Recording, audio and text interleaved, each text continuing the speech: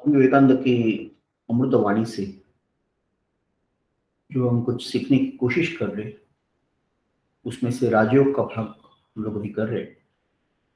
और उसमें पिछली बार हमने देखा किस प्रकार से बाह्य प्रकृति और अंतर प्रकृति में कोई द्वंद्व नहीं है, एक ही समान सूत्र के ये दो अंत है। और इसलिए किसी एक पर विजय पाना एक दृष्टि से दूसरी की तरफ भी जाना मार्गक्रमण है। किसी संस्कृति ने बाह्य से अंतर जाने की कोशिश की, किसी और संस्कृति ने अंतर से बाहर जाने की कोशिश की। भारत की हमेशा ये विशेषता रही है कि यहाँ पर हमने हमेशा जो हमारी अंतर प्रकृति थी उसको ज्यादा प्राधान्य दिया। This race has been very introspective right from beginning, Swami Vivekananda खुद कहते हैं। और इसलिए हमें इस बात का यहाँ से अंदाजा हो जाता है कि किस प्रकार से ये सारी जो खोज है उसमें अंतर्गत प्रकृति पर विजय पाना कितना महत्वपूर्ण हो सकता है, उसके कितने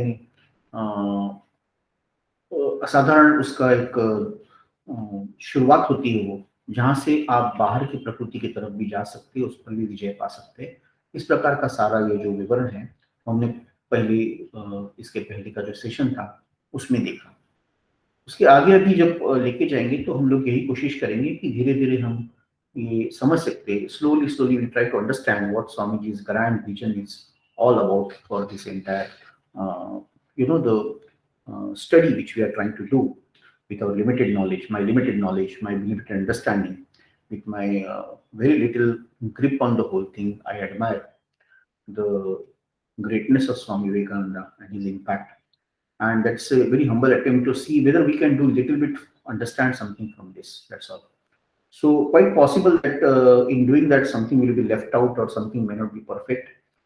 Much will not be perfect, but this is a humble tribute to his grand vision, one can say. And what he has given to this entire world, सारे विश्व के लिए उन्होंने जो कुछ भी दिया है उसका कोई मूल्य नहीं, अमूल्य है वो। एक स्वामी विवेकानंद ने क्या किया समझने के लिए और एक विवेकानंद को जन्म लेना पड़ेगा वो कहे। ये ऐसा क्यों है? Because each word you see इतना ज्ञान से भरा हुआ है, इतना सुंदर है और फिर भी इतना सरल है। कई सारे बाकी भी लोगों ने लिखा है लेकिन उसमें जो दुर्बोधता आती है कभी कभी उससे आकलन करना मुश्किल रहता है। स्वामी जी की वाणी बहुत प्रखर है, बहुत ही सटीक है, बहुत ही मर्मग्राही है, लेकिन सरल भी है। ये उसकी विशेषता कह सकते हैं। स्वामी जी हमारी इस खोज में हम लोग आगे देखेंगे क्या कहते हैं। और उन्होंने हमें कहा है कि the externalist and the internalist are destined to meet at some point. Same point, when both reach the extreme of their knowledge, just as the physicist, when he pushes his knowledge to its limits, finds its melting away into metaphysics, so metaphysician will find that what he calls mind and matter are but apparent distinctions, the reality is being one.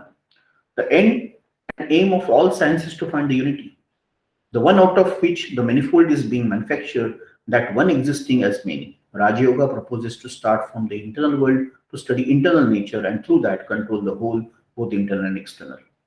And this is a very old attempt.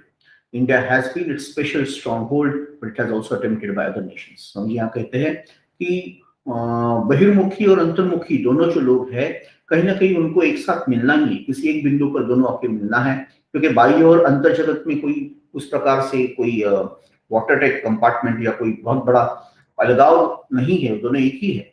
और जिस प्रकार एक भौतिक शास्त्रज्ञ भी एक बिंदु पार कर दे जाता है और उसको ऐसा लगता है कि कब हम लोग एक प्रकार से जो बाह्य जगत का ज्ञान और अंतर जगत का ज्ञान इसको हम लोग एक साथ अगर मिलते जाए तो कहीं ना कहीं बाहर से अंदर आते समय आपको ये चीज खोज मिलती है या अंदर से बाहर जाते समय भी मिल सकती है। तो एक बिंदु पर दोनों को आपको आके मिलना ही है। तो इसलिए ये भी एक महत्वपूर्ण बात हो जाती है कि किस प्रकार से एक तत्वज्ञ और एक भौतिक शास्त्रज्ञ दोनों किसी बिंदु पर आकर एक दूसरे को मिलते हैं। और सदियों से ये चलता आ रहा है कि विज्ञान अल्टीमेटली विज्ञान का लक्ष्य क्या है, तो सब चीजों के पीछे जो एकता है उसको ढूंढो। सारा कुछ जो दिख रहा है, सारा विश्व दिख रहा है, वो विविधता से सम्मेलन हो गया विविधता का, लेकिन उसके पीछे एकता है। There is unity in diversity is the plan of nature, and India has understood it. Hindu has understood it like that. Swami Vivekananda has said in one place, and that's why Raja Yoga proposes here. Raja Yoga एक आपने हमें पद्धति बता रहा है कि आप अंदर से खोज शुरू कर दो और फिर अगर आप अंदर की खोज करते हुए विश्व के बाह्य रूप को भी समझे तो बाह्य और अंतर दोनों एक साथ ही आपको मिल जाएंगे, दोनों के ऊपर आपका नियंत्रण आ जाएगा। ये बहुत ही पुरानी सदियों से चलता हुआ एक प्रकार का पराकाष्ठा है प्रयत्नों की, और उसमें भारत का एक अपना एक स्ट्रॉन्ग होल्ड, उसका एक पराक्रम उसमें दिखता है। भारत का एक बहुत ही उसमें हम कह सकते हैं स्पेशलाइजेशन कह सकते हैं इसको, एक विशेषता है भारत की। हालांकि ये बाकी देशों ने भी उसका प्रयोग किया है, लेकिन जहां भारत का विषय आता है तो हमेशा भारत ने इसके ऊपर बहुत ज्यादा परिश्रम, तपस और पराकाष्ठा की है। और इसलिए ऐसा कह सकते हैं कि हमारी एक विशेषता भी है कि अंदर से खोज कर बाहर आना। फर्स्ट सम्राट, देन सम्राट, पहले जो सीप जो समुद्र के तल तो जाता है और फिर वहां अपने आप को बंद कर लेता है, और फिर जब स्वाति नक्षत्र के टाइम वो ऊपर आता है और अपने को उसी एक नक्षत्र के छोटे से बिंदु को लेते हुए वापस नीचे जाता है। ये सब सारा जो अंतर्गत जगत का प्रवास पहले और बाद में बाह्य जगत, ये जो सारी अलग अलग उसमें उदाहरण हमको स्वामी जी देते हैं, सारे का तात्पर्य यही है। तो in Western countries it was regarded as mysticism, and people who wanted to practice it were either burned or killed as witches or sorcerers. In India, for various reasons, it fell into the hands of persons who destroyed 90% of knowledge and tried to make a great secret of the remainder. In modern times, where these so-called teachers have arisen in the West worse than those of India, because the latter knew something while those modern exponents know nothing. Swami ji यहाँ पे बताते हैं, जब इस प्रकार का जब विद्या विषय आता है, जब अन्वेषण शुरू होता है, कई सारी कठिनाइयां, कई सारी उसमें बाधाएं भी आती। वेस्टर्न जगत में, पाश्चात्य जगत में इसको एक प्रकार से गूढ़वादी बताया गया, और जो भी इसका प्रयोग कर रहे थे उनको एक प्रकार से भूत पिशाच या इस प्रकार से जो डाकिन चेटकिन जैसा उसको एक विवरण करके उनको जलाया भी गया। और भारत में कई कारण हो गए, लेकिन ऐसा हो गया कि ये ज्ञान 99% लोगों से बाहर ही रह गया, और सिर्फ हो सकता है 1-2% लोगों के हाथ में रह गया। इसलिए बहुत ही रहस्य से बड़ा रहस्य बन गया, सबको नहीं मिला वो। और आधुनिक जगत में, पाश्चात्य जगत में ऐसे भी कोई गुरु आगे जिन्होंने वापस ये ज्ञान देने की चेष्टा की, लेकिन उससे तो अच्छे हमारे गुरु थे, स्वामी जी कहते हैं, क्योंकि उनको कम से कम थोड़ा तो पता था। लेकिन ये जो आधुनिक जगत के सो कॉल्ड दार्शनिक है भारतीय तत्वज्ञान के, उनको तो उतना भी पता नहीं। इस प्रकार से अनेक बाधाओं का स्वामी जी यहाँ वर्णन कर रहे हैं। Anything that is secret and mysterious in these systems of yoga should be at once rejected. The best guide in life is strength. In the religion, as in all other matters, discard everything that weakens you, have nothing to do with it. Mystery mongering weakens the human brain. It has well nigh destroyed yoga, one of the grandest of sciences. तो जहां भी आपको लगता है कि कुछ चीज आपको कमजोर कर रही है, दुर्बल कर रही है, उसको त्याग कर दो। उसका सबसे अच्छा जो हमारी प्रगति या हमारा जो दीपदर्शक हो सकता है, वो बल का हमको सबल करने वाली चीजें होती है। क्योंकि ये सबका तात्पर्य जो है, धर्मों में हो या बाकी सारी चीजों में हो, जो भी चीज आपको दुर्बल करती है, आपको कमजोर बनाती है, आपको छोटा बनाती है, आपको न्यूनतम साबित करती है, उसको बिल्कुल आप छोड़ दो। इस प्रकार से एक रहस्य करते करते सारी चीजों को इतना दुर्बल बना, मनुष्य के मस्तिष्क को विचार करने की क्षमता चली गई, चिंतन करने की क्षमता चली गई, जो विज्ञान का आधार था, जो अध्यात्म का आधार था। अध्यात्म भी वैज्ञानिक शास्त्र है, तो हर एक ने सोचना चाहिए, हर एक ने अन्वेषण करना चाहिए। अगर वो योगी है तो हम भी योगी हो सकते हैं। ये जो विश्वास था, ये दृढ़ता थी, ये सबलता थी, ये चली गई। एक रहस्यमय सब चीज बन गई, बाकी सब दुर्बल और 1-2 चीज लोग सबल, ऐसे नहीं होता है। तो इसलिए एक बहुत ही बड़ा जो विज्ञान का एक कह सकते हैं सबसे बड़ा आविष्कार था, उसी को एक प्रकार से हमने हमारे दुर्भाग्य से उसी को नष्ट करने में भी हम लोग शामिल हो गए। हमारे पहले का जो इतिहास है उसमें ये भी भाग आता है। From the time it was discovered more than 4,000 years ago, yoga was perfectly delineated, formulated, and preached in India. The striking fact that the more modern the commentator, the greater the mistakes he makes, while the more ancient the writer, the more rational he is. इसमें बहुत प्राचीन, कम से कम 4,000-5,000 साल पहले से भारत में योग के बारे में अन्वेषण किया गया, उसके नियम बनाए गए, उसका उपदेश किया गया, उसका प्रचार किया गया, प्रसार किया गया। और इसमें एक बहुत ही आश्चर्यजनक बात स्वामी जी ये बताते हैं, जितना आधुनिक उसका विवरण करता है, वो ज्यादा उसमें गलतियां करता है। जितना भी पुराना है, वो ज्यादा ही उसमें अच्छी तरह से उसका तात्विक ठीक तरह से तत्व चर्चा करते हुए उसका एक लॉजिकली बहुत ही रैशनली उसको वो फेस कर सकता है। ये उसके एक बहुत बड़ी विशेषता। स्वामी जी अग्रणी थे आधुनिक जगत में जिन्होंने ये सारे प्राचीन वेदांत को वापस एक बार नया रूप दे दिया और आधुनिक जगत के लिए उसको वो लेके आए। पारिवारिक स्थिति में हो या बाद में उनके अमेरिका और लंदन के जो सारे व्याख्यान हो, भारत वापस आने के बाद कोलंबो टू अल्मोड़ा व्याख्यान हो, स्वामी जी ने ये सारा जो वेदांत था उसको वापस हमारे लिए रख दिया। In the first place, if you analyze all the various religions of the world, we find that they are divided into classes. Those which have good, यहाँ पे वो वापस विवरण करें किस प्रकार के बाकी रिलीजन और हमारे सनातन धर्म में थोड़ा फर्क है। कोई ना कोई पुस्तक पे वो लोग डिपेंड रहते हैं, कुछ पुस्तक पे डिपेंड नहीं रहते। और जो पुस्तक पे नहीं थे डिपेंडेंट, वो धीरे धीरे नष्ट हो गए। उसमें से थोड़े से जो बच गए उनको कम एक प्रकार से फॉलोअर्स मिल गए, शिष्य मिल गए, उनको अपनाने वाले लोग मिल गए। और फिर भी आप देखेंगे कि सारे धर्मों में एक प्रकार से किसी व्यक्ति के अनुभव है, उसी को प्रमाणित माना गया, उसी को शब्दांकित किया गया और उसका ही धर्म बन गया। तो अगर क्रिश्चियन आपको कहता है कि मेरे धर्म में श्रद्धा रखो, तो आपको जीसस क्राइस्ट में पहले श्रद्धा रखनी पड़ेगी, क्योंकि उसके शब्दों से, उसके आध्यात्मिक अनुभव से सारा धर्म बन गए। अगर वो कहते हैं कि ये उसको अवतार मानो भगवान का, और फिर भगवान पे और आत्मा पे भी श्रद्धा रखो, soul, God and the prophet और the son of the God, इस प्रकार से उनका सारा विवरण आता है। तो इसलिए अगर आपको क्रिश्चियनिटी के मूल भाग में उसका जहां से वो सारी ऊर्जा आ रही है वहां जाना है, तो फिर आपको ये समझेगा कि वो भी किसी अनुभव पर ही आधारित है, इसमें कोई दो राय नहीं। जैसे उपनिषद या वेदांत अनुभव पर है, क्रिश्चियनिटी भी उसी प्रकार हो। फर्क यह है वो अनुभव किसी एक महान व्यक्ति के थे। यहाँ पे यह कहा गया कि बहुत सारे व्यक्तियों ने उनका अनुभव किया है और बहुत सारे और भी उसका अनुभव कर रहे हैं। इसलिए जब जीसस ने कहा कि उसने भगवान को देखा और वो उसके शिष्यों ने कहा कि उनको भगवान समझे, तो ऐसा आगे चलता गया। जैसे बुद्धिज्म में भी हो गया कि बुद्ध के जो अनुभव थे, उन्होंने जो कुछ ही experience certain truth, saw them, came in contact with them and preach them to the world. So with the Hindus, in their books, the writers who are called rishis or sages declare their experiences and these they preach. हिंदुओं में भी वैसे हुआ, Buddhism में वैसे हुआ, सारे धर्मों में ऐसे हो गया। कोई बहुत ही महान व्यक्तियों ने अनुभव किया, उसी अनुभव को बाकी लोग बार बार उसको बताते रहे, उसी का शब्दांकन करते रहे, उसी का प्रसार करते रहे। Thus it is clear all the religions have been built upon one universal and adamantine foundation of all our knowledge, that is direct experience. प्रत्यक्ष प्रमाण, डायरेक्ट जो आपका अनुभव है, आपने जो देखा, उसी के ऊपर सारे धर्म, विश्व के सारे धर्म उसी पर आधारित हैं। The teachers all saw God, they all saw their own souls, they saw the future, they saw their eternity, and what they saw they preached. तो सभी ने भगवान को देखा, सभी ने अपनी जीवात्मा को देखा, सभी ने विश्व की सच्चाई को समझा और उसके बाद उन्होंने जो प्रचार किया, उसी प्रकार से सारा वो धर्म बन गया।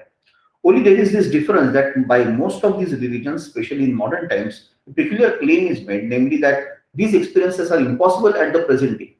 They were only possible with the few men, and who were the first founders of the religion that subsequently bore the names. At the present time, these experiences have become obsolete, and therefore we have now to be taking religion as a belief. फर्क इतना ही है, बहुतांश धर्मों में ऐसा हो गया कि जो उनके जो उद्गाता थे, उनके जो निर्माता थे, उनके अनुभवों के बाद अभी वो अनुभव संभव नहीं है। इसी प्रकार से प्रचार अभी चल रहा है आधुनिक जगत में। ये प्रचार दुष्प्रचार हो गया कि अगर अनुभव लेने थे उनको लेने थे, हमको वो लेने नहीं है, हमको संभव नहीं है। वो महान थे, उनको अनुभव आ गए, आपको श्रद्धा से उसको सिर्फ देखना है या उसको समझना भी नहीं है, जस्ट उसके ऊपर अपना ब्लाइंड बिलीफ उसको रखना है और उसको फॉलो करना है। तो ये फर्क हो गया। ये this I entirely deny, Swami ji इसको बिल्कुल मानने को तैयार नहीं। If there has been one experience in this world in any particular branch of knowledge, it absolutely follows that the experience has been possible millions of times before and will be repeated eternally. Uniformity is the rigorous law of nature. What once happened will be happening always. ये बहुत ही अलग प्रकार से स्वामी जी रखते हैं इसको, जो सामान्यतः धर्म के सारे अभ्यासक नहीं समझ पाते कि अगर कोई अनुभव, मैं इसको नहीं मानता हूँ कि अनुभव सब सिर्फ उस समय आए थे जब वेद उपनिषद थे और क्राइस्ट को मिले अनुभव, या कुछ मोहम्मद को मिले, या बुद्ध को मिले, या महावीर को मिले, कोई भी महान धर्म संस्थापक को मिले। लेकिन बाकी लोग ने ये समझा कि जब तब मिले तब अब वापस नहीं मिलने वाले। लेकिन सनातन धर्म, वैदिक धर्म ने हमेशा कहा जो अनुभव मुझे आया वो आपको भी आ सकता है, जो मैंने देखा आपको भी मैं दिखा सकता हूँ, आप भी इसको देख सकते हैं। इस प्रकार आप भी सिद्ध हो सकते हैं, आप भी भगवान हो सकते हैं। नर करनी करे तो नर का नारायण हो जाए। ईश्वर को प्राप्त करना मनुष्य के लिए संभव है, सारे अनुभव उसको संभव है। एक बहुत ही अलग दृष्टि सनातन धर्म ने सबको दी। आई इंटरली डिनाई, वो कहते अगर एक अनुभव किसी जमाने में किसी को हुआ है तो बिल्कुल उसके पहले भी कई सदियों तक किसी ने वो अनुभव लिए थे, उनके बाद भी कई सदियों तक, कई सहस्त्र शतकों तक, युगों युगों तक और कोई भी वो अनुभव ले सकता है। अनुभव का वैज्ञानिक होना या सत्य होना, यही बात इसका प्रमाण है कि वो किसी को भी आ सकते हैं। और इसलिए एक प्रकार का जो सृष्टि के नियम है, अंतर्गत सृष्टि बाह्य सृष्टि, अंतर्गत प्रकृति बाह्य प्रकृति के जो नियम है, वो एक बार अगर हो गया वैसा, एक बार अगर सेब नीचे गिर गया और न्यूटन ने गुरुत्वाकर्षण ढूंढा, तो कई शतकों पहले भी सेब नीचे गिर रहे थे, कई शतक बाद भी वो गिरते रहेंगे। ये हमको समझना बहुत जरूरी हो जाता है। और इसलिए teachers of the science of yoga therefore declare that religion is not only based upon the experience of the ancient times, but that no man can be religious until he has the same perceptions himself. अब सच्चे धर्म के जो उद्गाता कहते हैं कि न केवल ये अनुभव सबको संभव है और पहले भी सबको संभव थे, लेकिन जब तक आप उसका अनुभव खुद नहीं लेते तब तक आपको ये धर्म पालन कर रहे ये नहीं कहा जा सकता। अगर आप पालन कर रहे हैं तो ये अनुभव आपको भी आने ही चाहिए, आपको आ जाएंगे। आप उसके लिए उतना परिश्रम या तपस्या को करना होगा। तो yoga is a science which teaches us how to get this perceptions. It is not much used to talk about religion until one has felt it. योग इसका ही पूरा विज्ञान है कि यह अनुभव आपको लेने हैं। आपको इसको लेने के लिए जो व्यवस्था है, जो प्रोसेसेस है, जो शास्त्र है, वो हम लोग आपको पढ़ा रहे हैं। और इसलिए जब तक आप उसको लेते नहीं है तब तक इस सब चीजों के बारे में बात करना फजूल है, कुछ उसका उपयोग नहीं है। It is not about talking, you know. नयम आत्मा प्रवचन लभ्य, ये प्रवचन करने की, सुनने की, कहने की बात नहीं है, इसको अनुभव करने की बात है। Why is there so much disturbance, so much fighting and quarreling in the name of God? There has been more bloodshed in the name of God than any other cause, because people never went to the fountainhead. ये धर्म के नाम पे या भगवान के नाम पे, ईश्वर के नाम पे सबसे ज्यादा झगड़े, सबसे ज्यादा विवाद, सबसे ज्यादा युद्ध भी हुए। इसलिए क्योंकि मनुष्य प्राणी जो उसका स्रोत है, सारे ज्ञान की जो गंगोत्री है, वहां जाना ही नहीं चाहता। उसको ऊपर ऊपर देखना है, उसके ऊपर ऊपर की चीजों पर ही उसको एक अंधविश्वास रख के आपस में जो झगड़े हैं उसको आगे बढ़ाना है। They were content only to give the mental accent to the customs of their forefathers, wanted others to do the same. What right has a man to say he has a soul if he does not feel it? Or that there is a God if he does not see him? If there is a God, we must see him. If there is a soul, we must perceive it. Otherwise, it is better not to believe it.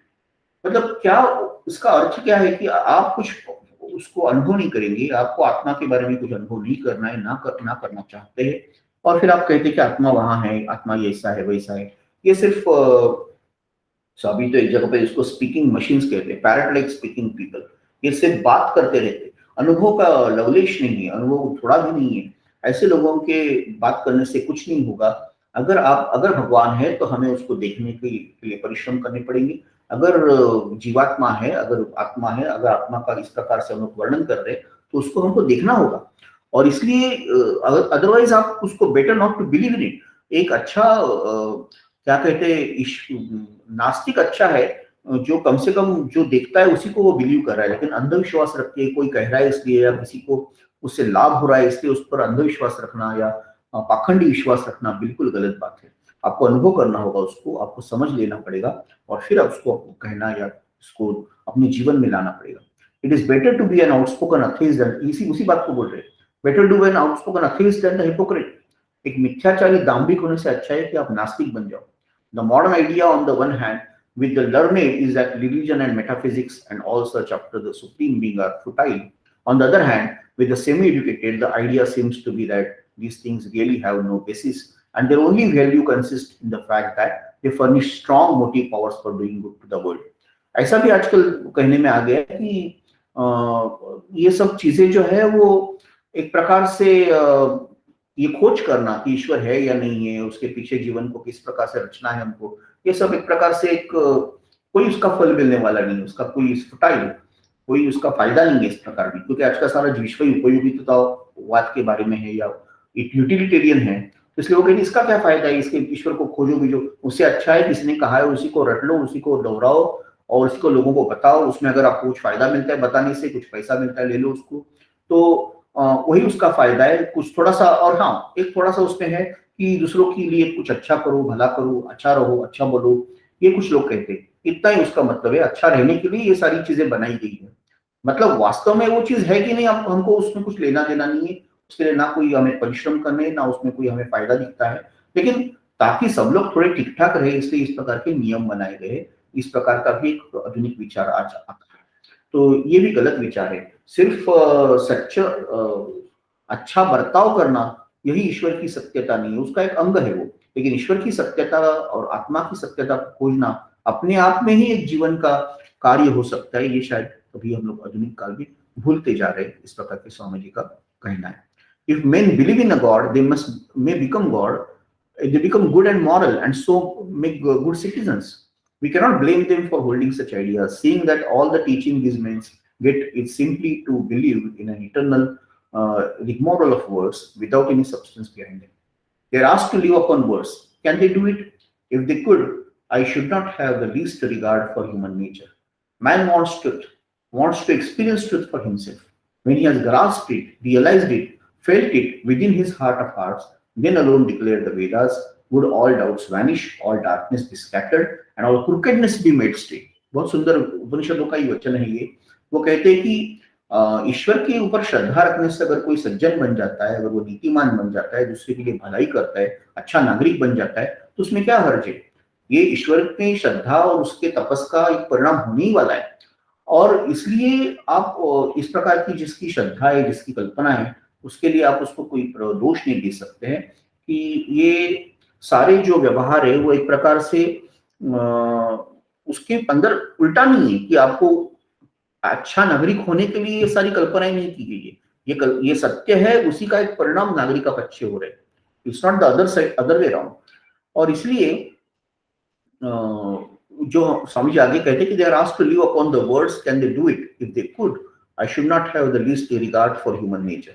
Man wants truth. अगर इतना ही काफी होता तो मुझे मनुष्य के बारे में इतना अच्छा आशा रखने की कोई जरूरत ही नहीं थी। स्वामी जी कहते हैं ये सिर्फ ऐसे शब्दों के भुलावे में, चकवे में अगर वो आदमी अपने जीवन को रख सकता है और ऐसे ही जी सकता है, थोड़े थोड़े चीजों में समाधानी हो सकता है, तो इसमें और कुछ इतना सोचने की, करने की जरूरत नहीं थी। स्वामी जी से व्यक्ति को इतना उस पर अपना जीवन व्यतीत करने की जरूरत नहीं थी।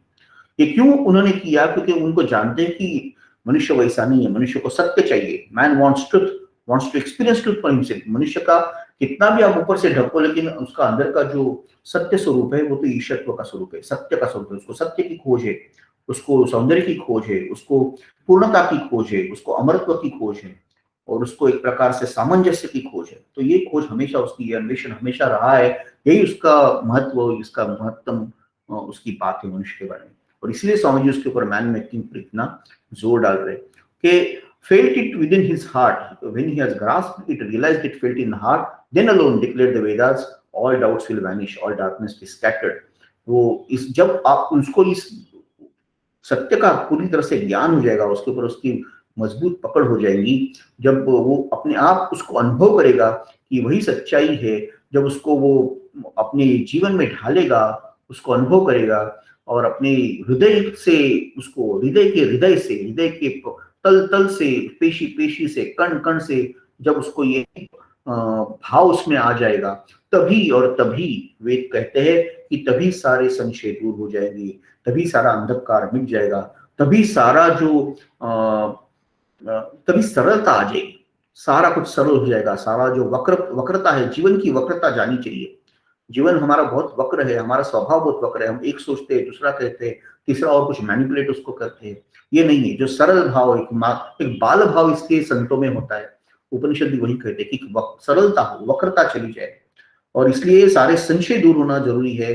अंतर बाह्य, जो अंदर है वही बाहर है, कोई पारदर्शकता होनी चाहिए। यही होता है। ये children of immortality, even those who live in the highest sphere, the way is found, there is a way out of all this darkness, and that is by perceiving him who is beyond all darkness. There is no other way, there is no other way. So ये अमृत के पुत्रों सुनो अभी, और वो भी जो ऊपर से ऊपर लोकों पे रहते हैं, वो भी मेरी बात सुनो। मुझे मार्ग मिल गया है, और यही एक मार्ग है जिससे आप अंधकार से दूर हो सकते हैं। इससे ही आपको वो मिलेगा, वो दिखेगा, उसके दर्शन होंगे जो आपको सारे अंधकार से परे लेके जाएंगे। वहां पे जाना है, वहां से आगे यहाँ पे जाने का दूसरा और कोई रास्ता नहीं है, दूसरा कोई रास्ता नहीं है, कोई रास्ता नहीं है। इसी एक रास्ते से आपको ईशत्व मिल सकता है, ईश्वर प्राप्ति हो सकती है, ईश्वर के दर्शन हो सकते हैं। और क्या जब संशय नहीं होता है, वही ज्ञान है जिसमें संशय नहीं होता है। एक प्रकार की दृढ़ता उसमें होती है, एक सबलता होती है, अपने आप एक तेज होता है। There is no other way. इतनी दृढ़ता से कौन कह सकता है? जिसको पूरा ज्ञान है वही कह सकता है, जिसको तो संशय होगा दूसरा आदमी इतना दृढ़ता से कहेगा नहीं, बोलेगा हाँ शायद हो भी सकता है, मुझे नहीं पता, लेकिन किसको पता चले नहीं है ही नहीं कुछ। तो ये जो एक प्रकार का बल आता है, उसमें एक प्रकार की पूर्णता आती है ज्ञान में, निस्संशयता आती है, वो तब आती है जब आपको साक्षात दर्शन हो जाते हैं। आप किसी और दूसरे के कहने पर नहीं कह रहे, मैंने खुद अनुभव किया है, इसलिए मैं कह रहा हूँ, ये उसका तेज है। The science of Raj Yoga proposes to put before humanity a practical and scientifically worked out method of reaching this truth. In the first place, every science must have its own method of investigation. If you want to become an astronomer and sit down and cry astronomy, astronomy, it will never come to you. The same is with chemistry. A certain method must be followed. You must go to the laboratory, take different substances, mix them up, compound them, experiment with them, and out of that will come a knowledge of chemistry. If you want to be an astronomer, you go to the observatory, take a telescope, study the stars and planets, and then you will become an astronomer. Each science must have its own methods. तो आगे कहते हैं कि science, ये राज्यों का जो science है वो सारे मानवता के लिए बहुत ही प्रैक्टिकल है, बहुत ही साइंटिफिकली वर्कड आउट मेथड से, और इसमें कोई दो राय नहीं है कि उससे आपको सत्य की प्राप्ति हो सकती है। लेकिन इसके लिए आपको ये समझना जरूरी है कि हर जो साइंस है उसकी एक एक अलग अलग मेथोडोलॉजी है, और उस मेथड से आपको करना पड़ेगा। आपको खगोल शास्त्र सीखना है और आप एक जगह पे बैठ के खगोल शास्त्र बोलेंगे तो आपको कभी भी वो शास्त्र समझ में नहीं आएगा। वही बात रसायन शास्त्र की, वही भौतिक शास्त्र की। हर शास्त्र समझने के लिए एक प्रकार की प्रक्रिया है, उसकी अपनी एक मेथोडोलॉजी है, उसकी एक the way of going ahead in that science वो अलग होता है।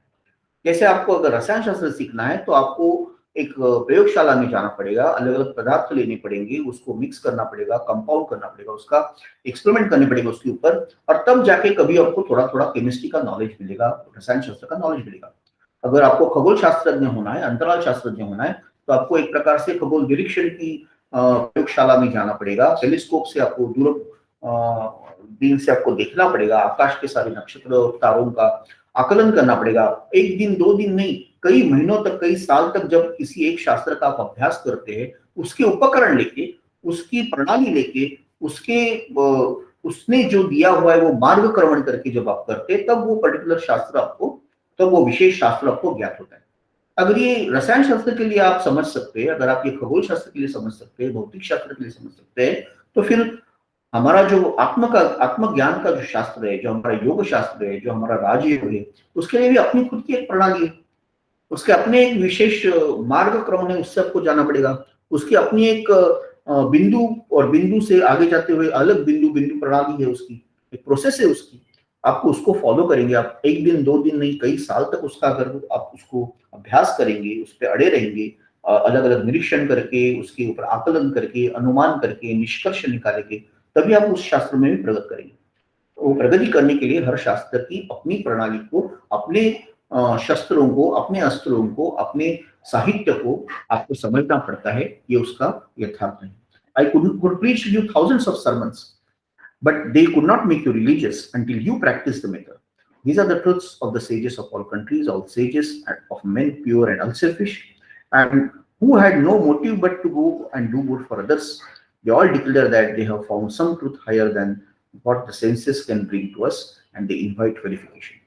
इसलिए स्वामी जी कहते हैं कि अगर मैंने आपको अभी हजारों बार भी अगर मैंने आपको प्रवचन दे दिया, उसका कोई लाभ नहीं होगा, क्योंकि प्रवचन देने से ये नहीं होने वाला है। मैं 1000 बार प्रवचन भी दे दूंगा, लेकिन सत्यता यही है कि जब तक आप उसको फॉलो नहीं करेंगे, जब तक आप उसका प्रयोग नहीं करेंगे, जब तक आप उसमें से कुछ खुद के निरीक्षण, अनुमान, निष्कर्ष और उसका सार्वत्रिकीकरण और उसमें से कुछ नियमों को ढूंढना, ये जब आप नहीं करेंगे, तब तक वो शास्त्र आपको अवगत नहीं होगा। और इसलिए जिन्होंने ये ढूंढा और सबको बताया, वो बहुत ही निस्वार्थी लोग थे। जग का पूरा कल्याण हो, पूरे मानवता का कल्याण हो, यही उनका उद्देश्य था। उनमें उसका कोई भी निजी उनका उद्देश्य, स्वार्थ या छोटेपन उनमें नहीं था। इसलिए वो जागतिक एक सत्य बन गए, वैश्विक सत्य बन गए। किसी एक भूमि में किसी एक व्यक्ति के द्वारा कहने के बावजूद भी वो अपौरुषेय, वो सारी दुनिया के लिए हमेशा चिरस्थायी और दीपदर्शक जैसे बन गए, मार्गदर्शक बन गए, उसी प्रकार से जैसे बाह्य जगत में कुछ नियम बनाने वाले लोग थे, उसी प्रकार अंतर जगत में, हमारे अंतर सृष्टि में इस योग विद्या से, राजयोग से अनेक नियम बनाए गए, ढूंढे गए, और उसी का अभ्यास करने के लिए स्वामी जी कहते हैं आपको उसके प्रणाली में जाना पड़ेगा, उसके उपयोग के लिए उसके जो विशेषता है उसको समझना पड़ेगा, और एक बहुत ही वैज्ञानिक दृष्टि से, अंधविश्वास से नहीं, आपको उसको सबको अपने जीवन में प्रयोग करते हुए अभ्यास अभ्यास निरंतर उसके प्रयोग से ही वो संभव है। यही उनके राजयोग की शुरुआत की, जो हमारी हम देख रहे प्रकरण बहुत ही सुंदरता से उन्होंने समझाया। बहुत बहुत धन्यवाद। जय स्वामी जी।